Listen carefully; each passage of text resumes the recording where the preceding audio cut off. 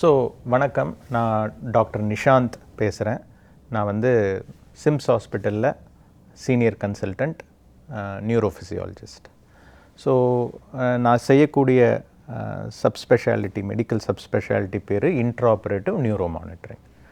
இது என்ன அர்த்தம் அப்படின்னு பார்த்திங்கன்னா, சர்ஜரி போது நரம்பு மண்டலத்தை நம்ம வந்து தொடர்ந்து கண்காணிப்போம்.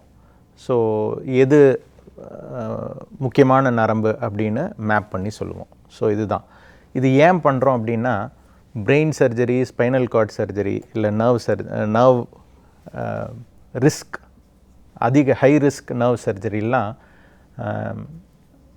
நரம்பு பாதிப்பு ஏற்படலாம்.